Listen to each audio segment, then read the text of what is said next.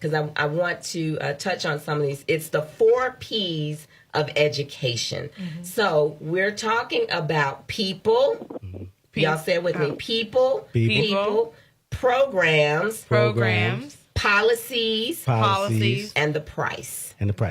Okay. Number 1, people. You need to look at the people involved with the school, and the first person you need to look at is your child. What are their needs? What are their strengths? What are their weaknesses? You need to look at the personnel at the school. Are they licensed teachers? Are they good teachers, bad teachers?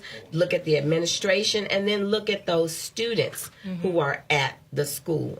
Will your child work well with that type of student and in that environment? Next, you need to look at programs.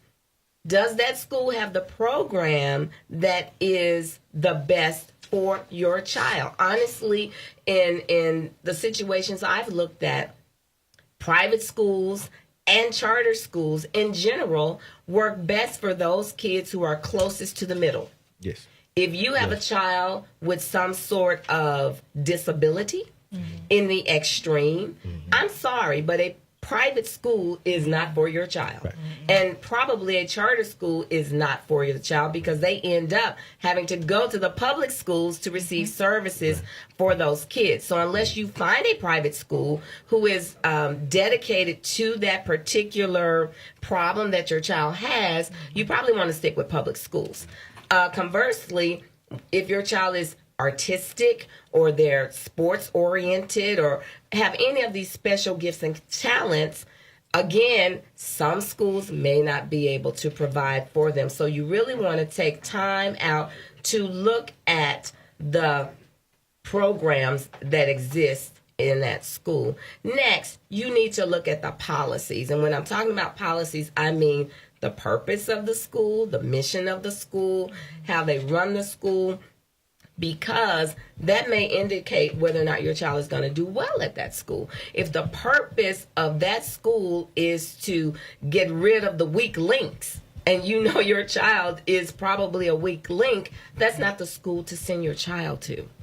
Maybe the purpose of the school is to be very inclusive and to look at all different types of kids, and they have a lot of differentiated learning. That may be the school for your child. So you have to look at the purpose and the policies. Why is that school in existence? And sometimes we stick to that too much. Some parents, they get all up in arms about a certain school that's being eliminated because of historical reasons. They don't even look to see that maybe this school isn't working any longer.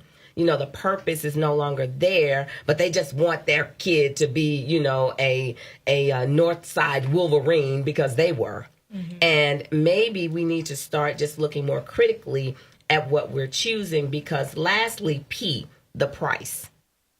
Are you able to pay the price that it will cost for your child to go to that school?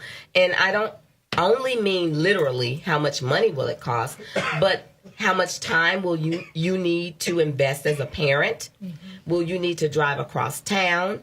Will you need to, be involved in a lot of things? Will your child be able to get everything they need at that particular school? So when we're looking at education, we need to look at the 4 P's. You need to look at the people, the policies, the programs, and the price. And that is our 4-point star for today.